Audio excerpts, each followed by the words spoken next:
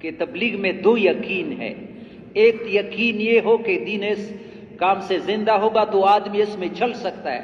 اگر یہ بھی ہے دوسری بھی ہے کوئی تبلیغ تو نہیں ہے، یہ آدمی اس راستے میں مستقل طور پر نہیں چل سکتا.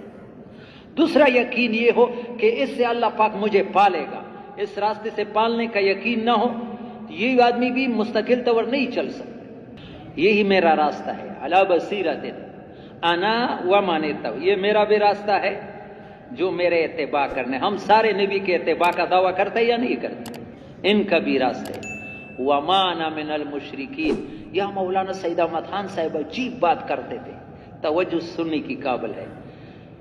ہمارے یہاں کوٹ کے شیخ الحدیث تھے، اللہ اس کی قبر کو نور سے بھر دے. دوست محمد شیخ تھیرا کے تھے، امام مزیکم کے بڑے شیخ الحدیث تھے، قزیان میں تھے، پھر کئی میں وفات. اس نے اس کا بیان سنا مولانا سید احمد خان صاحب، تو فرمایا یہ آدمی تو قرآن کا مفسر ہے. تو مولانا سید احمد خان صاحب فرماتے ہیں کہ وما انا من المشرکین، یہ قرآن میں پیچھے آیا ہے، اس کا کیا مطلب ہے، اس کے پہلے کے ساتھ کیا ربط ہے؟ جو دعوت والا کام کرے گا صحیح طریقے سے اس کو شرک کی بو بھی نہیں لگی، اس کو شرک کی. اور اللہ پاک کے پاس جتنی بھی گناہ لے کر کے آئے اللہ معاف کرتا ہے، شرک کو معاف. ہاں یا عبدی، حدیث ہے، صحیح حدیث ہے، یا عبدی لو اتیتنی بقراب الارض خطایا لا تشرک بی شیئا لا اتیتک بقرابها مغفرۃ.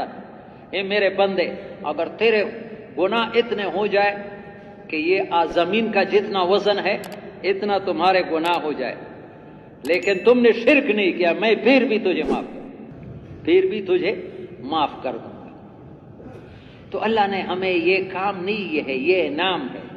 ہم نہ قدری ہے. ہمارے مولوی محمد شاہ صاحب کی قبر کو اللہ نور سے بھر دے، ادھر مرکز میں شورا کے آدمی تھے، وہ فرماتے تھے، باہر برآمدے میں بیان تھا کہ تبلیغ میں گناہ کبیرہ کے ساتھ بھی آدمی چل سکتا ہے، لیکن نہ قدری والا آدمی کہ بھئی یہ چیلا کوئی فرض تو نہیں ہے، میرے تو یہ ضرورت ہے، یہ سروزہ کوئی فرض تو نہیں ہے، میرا یہ کام ہے، سروزہ رہ جاتا ہے، چیلا رہتا ہے، اور غم بھی نہیں، کوئی ہم فرشتے نہیں، ہم سے ضرور قصور ہوگا، لیکن آدمی کو دکھ ہو کہ یہ کیوں مجھ سے یہ تقاضا نہیں کیا.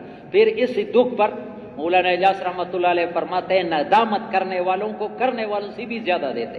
ایک آدمی نے ایک عمل کیا، ایک سے ری کیا، لیکن اس کا دل جلتے کہ کیوں مجھ سے یہ کمی ہوگی، اس ندامت پر ندامت کرنے والوں کو کرنے والوں سے بھی زیادہ دیتے.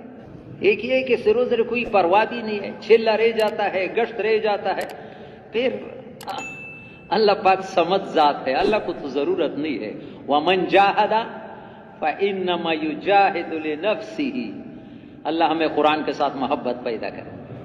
قرآن ہدایت کی کتاب ہے.